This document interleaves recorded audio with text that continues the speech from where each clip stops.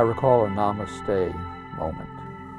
It began with my interrupting my newspaper deliveries by pulling to the side of the road, allowing the driver of the garbage collection truck to pull adjacent to the window of my van. He, having no idea who I was nor what this potentially annoying maneuver was all about, pulled cautiously up to my location. "Good morning, my friend. Might I offer you a morning newspaper?" I offered.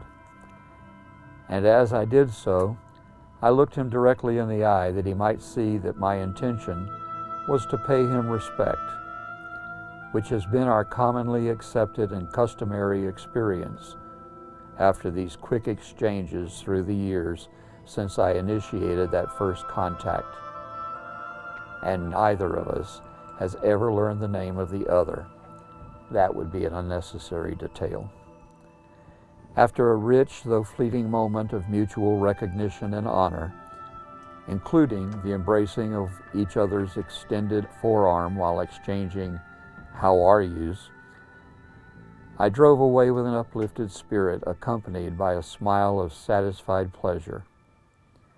It was then that I recalled something learned from Joseph Campbell's writings many years ago: the significance of a namaste moment.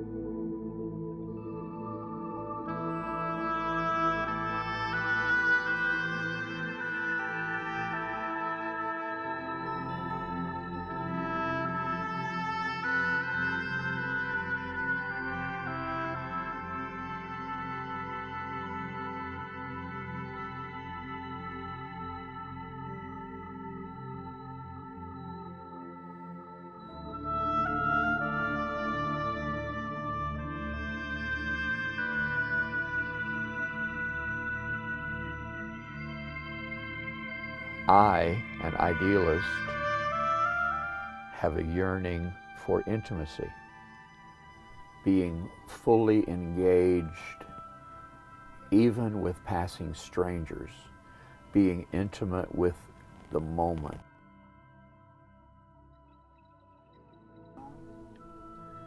Being wrapped and cloaked in that moment. There doesn't have to be a climax, if you will. There doesn't have to be an ending moment or a pinnacle. It's the total immersion that I yearn for. And as long as I am having an intimate interaction with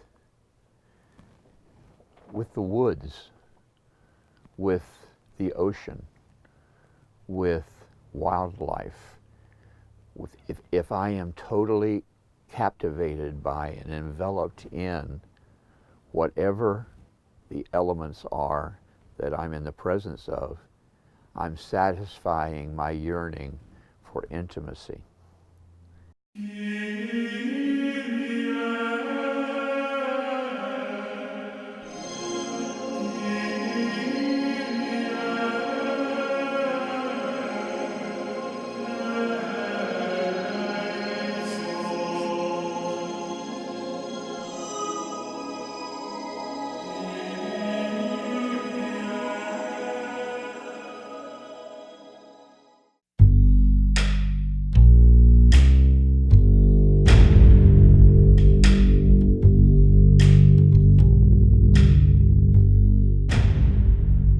I was recently given the gift of a group of photographs of a butterfly.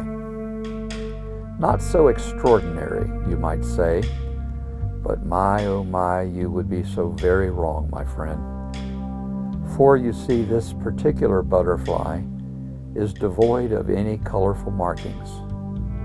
No spectacular hues adorn its wings at all, for this creature is blessed with transparent wings. That's right.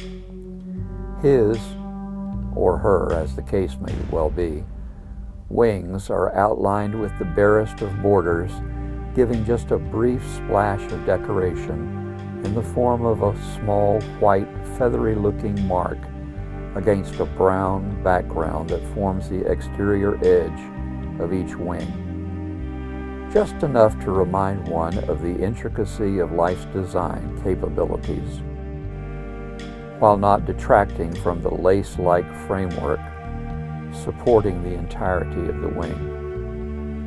Thusly, this creature highlights the beauty of every surface upon which it settles.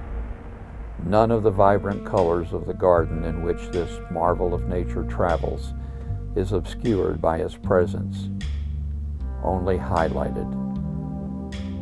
And that voice, with a capital V, within me speaks in response. This is you in your world. And I am immediately and clearly mindful of the significance of the message illustrated by the butterfly. Mine is not to be the resplendent bouquet of the totality of the garden, but to transparently see to my minuscule contribution for the betterment of those with whom I have occasion to make contact. And how I do savor my role. Yes, all of this from the image of a butterfly. Remember, my dear friend, that there is a wealth of insight to all who will simply be still and know. I remain, as always, your faithful friend and servant, John Michael.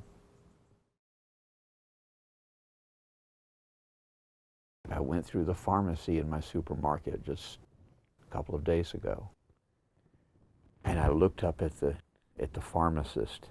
She was busily doing what a pharmacist does, and she looked up and saw me, and her face exploded in a smile, and all I said to her was,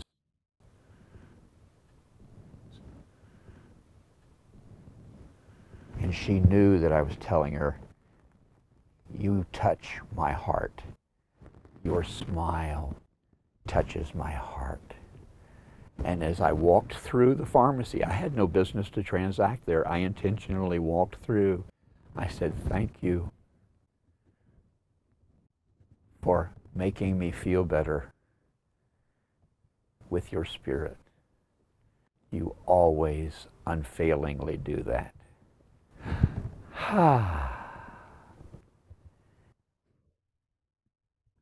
And I genuinely feel that. Why would I deprive her of the blessing and the joy of knowing that she has touched me? What a selfish thing to do. Well, children don't think that. They just respond. And do you know of any adult who doesn't absolutely delight in the joyful response of a child to their presence? I give her a childlike, joyful response to her presence. And when I see Anthony bagging groceries or checking out, and I look at Anthony and he looks at me and his face just beams, and I go, "Thank you, Anthony." And he just gives me some kind of a real quick acknowledgement, because I don't want to interrupt what he's doing and he has to stay focused on his work.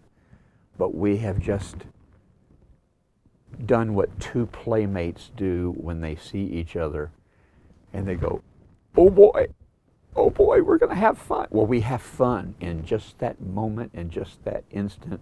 We are being to each other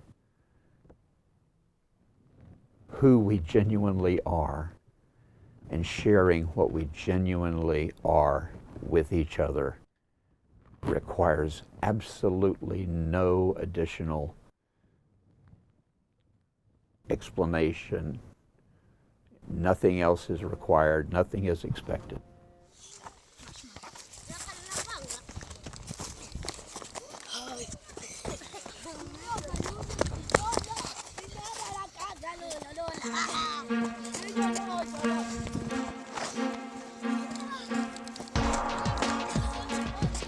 Even back to the cave paintings, earliest expressions of people's yearnings, recognize that what we yearn for is Creator created. So it can't be bad if it was created by the Creator who doesn't create bad. And that didn't gel for me until I heard Ethel Waters with all of the succinct brevity that she was able to bring when she simply said, God don't make no junk. And I went, wow, that cuts right through it. God don't make no junk. He made me. I ain't junk. I ain't bad. I ain't tainted. I'm okay. I am what I was created to be. So I should be what I am, who I am, to the best of my individual, unique abilities, and be the best of me that I can possibly be for the benefit of everyone that I can benefit around me, to contribute me to the mix, to give all of me, not a suppressed, twisted, confined, compartmentalized, rule-regulated me, but me as I was created to be.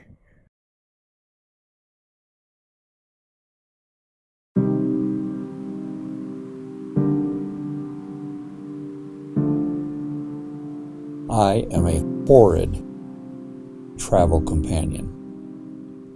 I frustrate and fluster my partners.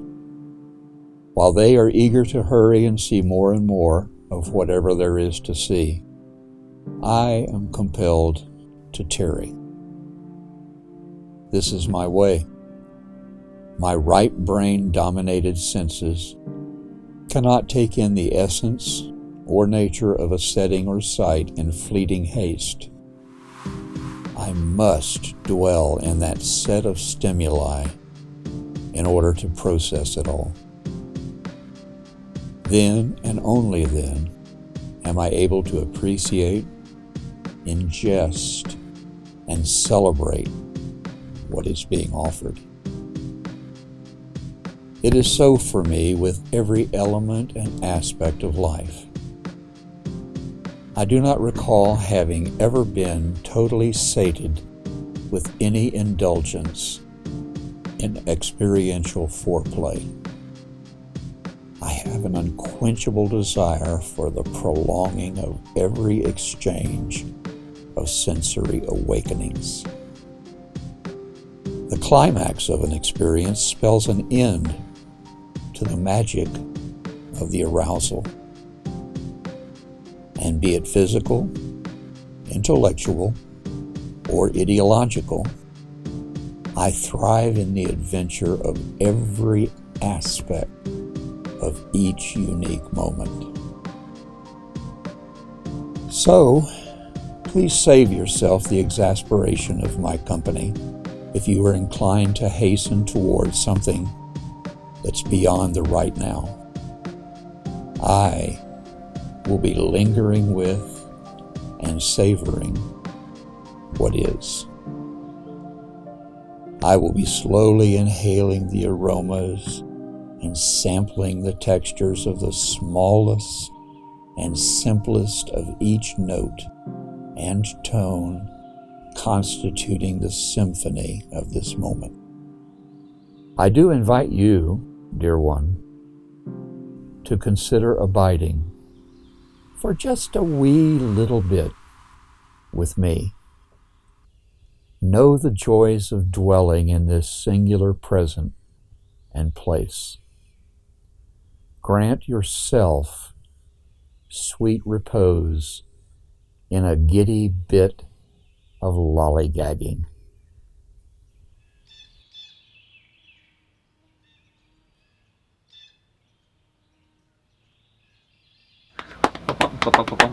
That was our cadence. Yeah. Yeah, our marching cadence. Familiar with